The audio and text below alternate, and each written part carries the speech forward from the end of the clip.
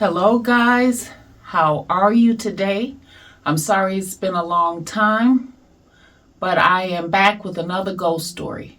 Now, this ghost story is going to be about my little friend here. Witches. Is she cute or what? Gonna have her sit right here while I tell this story. Now, I'm not talking about these modern day witches that wears black the same color as people that are into goth, where the men call themselves warlocks, the women call themselves witches. They join a coven, so-called. They call it a religion, which is Wicca. And lighting all these different candles and everything and having these ceremonies and whatnot. And praying to Mother Earth. What else do they do? Oh, yeah. Doing their magic, which they borrow from demons. They get into something that they don't know anything about, and if it works out for them, they're in big trouble. I am talking about the same kind of witches, the witches that God created, that are in the Bible. God created them with their own bloodline, and He created them with their own magic. That's what I'm talking about. Those are the kind of witches that I'm talking about. They don't have to borrow, pray to Mother Earth or borrow any type of help or magic from demons or demonic energy or whatever. Like I said, they have their own bloodline and they have their own magic. God created them like that. Now, like I said, at the Cottage Grove house, whatever that was happening there was not only happening inside of the house, but it was also happening outside of the house, throughout the neighborhood. This is the type of place where you could actually look out the window at any given time and see something strange and something different. Like, for instance, every day at a certain time, you could look out the front window or even stand on the porch and you would see a African American male walk through the gangway, because these brownstone houses, homes or apartment buildings were not connected together. There was a gangway which you could walk between the buildings from the front all the way to the back where the alley was. You could stand on the porch and see an African American man walk through the gangway. And if you went outside and to look to see where he was going, he wouldn't be there anymore. And with the house, with the apartment building being such a long building, there is no way that you wouldn't have seen him finish walking all the way to the back where the gate was and the alley was. You could stand on the back porch and look over the side toward the front of the building, and you could see him walking through. And when he got to the back gate, he would disappear. And this happened every single day at a certain time. Now, since it's so many years ago, I don't remember exactly what time of day it was, but I've seen him several times. There was a time when someone tried to set the building on fire, and right before the fire department came out, a strong wind blew and blew the ashes off the building. They tried to start a fire on the roof, blew the ashes off the building. When the fire department went up there, there was no sign at all of a fire. So like I said, the things that was happening inside of the home was also happening outside of the home. Now, we've always been a family. We loved animals. We loved pets and everything. And my dad, he was specially in favor of cats. And so after, going to work for a few days or whatever, he started coming home and telling my moms about this cat that he would pass on his way to the bus stop every day. And the cat would come up to him and rub his, around his legs and ankles. You know how cats do. And he would also see the cat on his way home, leaving from the bus stop, coming back. Now, my mom, at first she wasn't paying too much attention, but with him constantly saying, about this cat being so friendly and everything, she asked him. She said, is it a baby kitten or a grown cat? And my dad said it's a grown cat. He just loved this cat. He fell in love with this cat. And he talked about how beautiful this cat was. And he had never seen a cat like this before. Beautiful, beautiful. And he asked my mom one day, he said, can I bring the cat home? And my mom's told him right away, no, you cannot bring the cat home. And my dad wanted to know why. And my mom looks at him and tells him because that cat is a witch. Now, my dad, it was a lot of things that he believed in, but he didn't take what my mom would tell him sometimes with a grain of salt, even if he hadn't heard of it before. He always gave her respect. But you could tell that there was certain things that she would tell him that he wasn't really understanding or going for. And she always knew. And of course, she would have proof and she would prove it to him, and then everything would be fine. And so my mom told him, no, you can't bring that cat here. She said, that cat is a witch. And you can't bring that cat into the house. So my dad asked her, say, well, how do you know the cat is a witch? She said, number one, these grown cats around here that have been living in the streets for a while, they are leery of human beings. They don't come up to you and start rubbing your legs and stuff and hanging around you and trying to befriend you and everything. She said if it was a baby kitten, that'd be something different. But these grown cats has been living out in the streets a long time. They don't do that. And my mom, she also told him a few things about witches and everything. She said they look like regular humans, but they're not. They're not regular humans. She said they don't eat the same food that we eat, and they can change into different types of animals. And the most frequent animal that they change into is always a cat. Now, we're not talking about these cats from the books and stories and stuff. The cats are not always black, so I'm not talking about those. Any type of cat that looks strange and weird and acts funny, and you can tell that they're acting funny because they will come around you and befriend you even though they don't know who you are, and they'll just show up. And that's the same thing that happened with this cat with my dad. He had never seen a cat out there before, and then one day the cat was just there. And the cat was there when he left to go to work. the cat was there outside on a sidewalk when he was on his way home.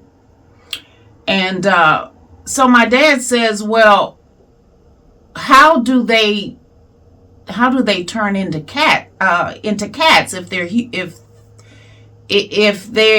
they can take human form too?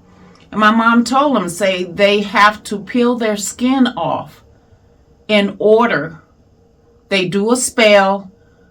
They have to peel their skin off, and they can change into any animal that they want to. But the most basic animal they change into is a cat, because that's the easiest way for them to get into the house. And she told him, she said, if you let that cat in this house, said the cat will eventually kill the children, because what they do is when you go to sleep at night, they jump on your chest and they start to suck the breath through your nose, and you can't wake up because it's like they're putting you under a spell and you don't even know what's going on. So my dad was still a little skeptical because he'd never really heard anything from that. My mom, the reason why she knew all these different things is because on my mom's mother's side, the family on my mom's mother's side dealt into a lot of strange things. A lot of strange things, a lot of different things, a lot of unearthly things. And when my mom was younger, sometimes they would ask her to help them out doing different things. One day I have to tell you some stories about that so that you can better understand what I'm telling you now. But my mom learned a lot of stuff over the years, and it was things that was important that helped save our life many, many times. So my dad asked my mom, well, where did she come from? Where does she live? So my mom tells my dad, she probably lives in one of the abandoned buildings around here. We have a lot of them in the area. And so my dad asked my mom, well, why would she live in an abandoned building? And my mom tells him, they don't like to be seen in public. They don't like to be noticed. They don't like to attract attention to themselves. And so they stay hidden a lot. So then my dad asked my mom, well, what do they look like? And my mom tells him, they look like regular people. They have a special aura about themselves, and they attract a lot of men. Men are attracted to them and they don't even know why. So then my dad, I guess he was trying to be funny, and he had mentioned something about warts on their face and everything. And so my mom tells him, that stuff is in the books, that's in storytelling. Only gypsies resemble something like that when they get older. They are kind of witch as well, but they're not the type of witches that turn into cats. So then my dad asked my mom, well, why is she coming up to me? Why is she being so friendly to me? And so my mom tells him, because she knows you have children. That's why they come up to certain people, because they know they have children. They know they have young children. And another thing my mom tells my dad, you can always tell when a cat is a witch, because they try to act too much like a cat, rubbing around your legs and ankles, and they take it too far. She said that's the first thing that a person that knows would notice. Because like I told you before, these grown cats in this area, they do not come around people. They're afraid of people. If you come toward them, they run. If they see you coming toward them, they run. And so any cat that comes up to you that is an adult cat that has no reason to come up to you, they are witches. And then my dad asks, well, do they eat regular food? My mom tells him no. These type of witches do not eat regular food. They eat raw rice soaked in blood. Now, my mom, she's had a lot of experiences in her life with different strange things happening to her. Ghostly encounters, spirits, evil energy, demonic. She's had a lot of experiences. Like I said, her family on her mother's side, they delved into a lot of strange activities, if you want to call it magic, if you want to call it voodoo or hoodoo or so forth. My mom's family on her mom's side delved in a lot of that stuff. And so my mom learned a lot of things from being around them and her own personal experiences. I know a little bit of something about it because of things that I have experienced in my life personally, things that I've seen, things that I've witnessed. And my mom tells my dad, if she tries to follow you to the house, shoo her away. Don't let her come near the house, just shoo her away. So my dad looks at my mom and he says, okay. So my mom told him, she said her famous words, you don't believe me? She said, I'll prove it to you. She said, when you go out tomorrow to go to work, she said, I want you to find me a horseshoe. And the horseshoe have to be made of iron. It can't be a plastic or a wooden horseshoe. It have to be made of iron. It doesn't matter if it's rusty or new, but the horseshoe have to be made of iron. And I need a nail that's made of iron. And she said, you bring that back for me, she said, and I'm going to show you something. So when my dad came back, he didn't come back at the regular time because he had to go and get the two things and everything. There was a junkyard that wasn't too far from the neighborhood, so he went there. Somebody there gave him an iron horseshoe and a rusty nail, and he bought it back and he gave it to my mom, and he said, well, what are you going to do with this? And well, first she asked him, she says, was the cat still out there? And he said, yeah, the cat was there when I left to go to work. The cat was there when I came back home. And so he gave the horseshoe and the rusty nail to my mom, and he said, what are you going to do with this? And my mom told him, said, I want you to hang this horseshoe upside down over the door and put the nail through it in order to keep it in place. Now I'm going to insert a picture to show you exactly how the setup is supposed to be so that you can have a visual. And so my dad asked her, said, well, what is that going to do? And she said, I'm going to hit this the nail in the horseshoe 3 times.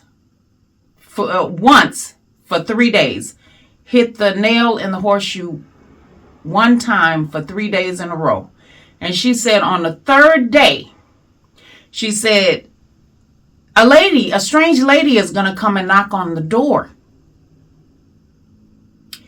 And she's going to ask me to take the horseshoe down. And so my dad says, well, what is that going to do? He said, what does that do? why would she come here and ask you to take the horseshoe, take the horseshoe down? My mom says because what it does is it bounds them up where they can't go to the bathroom, do a number 2. So the third day would have been my dad was home. And because it was on a weekend, the third day fell on a weekend. And after my dad put the horseshoe up for my mom, every day for 3 days, she hit the nail in the horseshoe once. And exactly like she said, on the third day, a lady came and knocked on the door.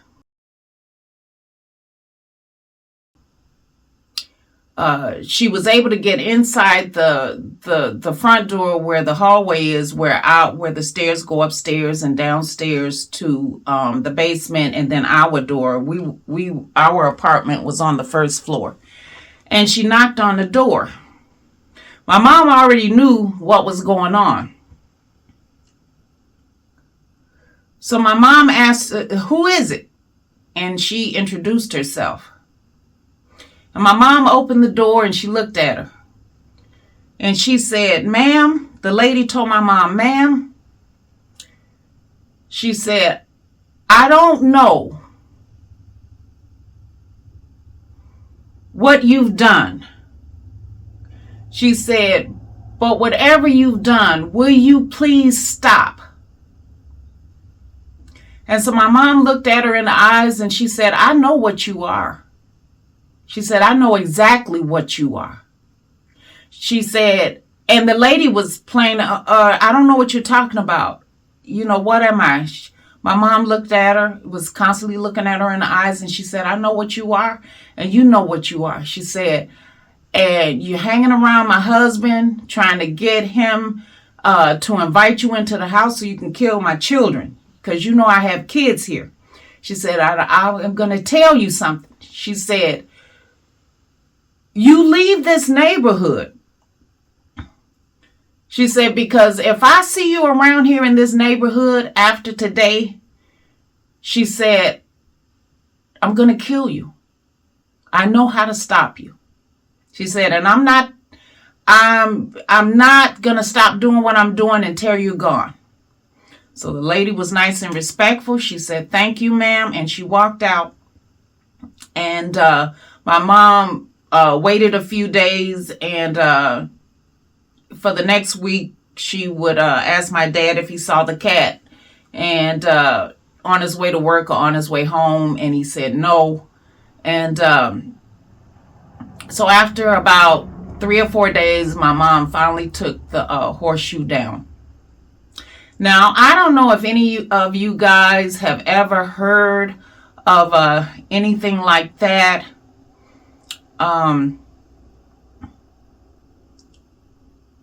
Like I said, it's one of the ghost stories. One of the things that happened to us when we was at the Cottage Grove house, and I had other information to give you about that, but I don't want to get too much in details about it. But anyway, I hope you guys enjoyed the ghost story.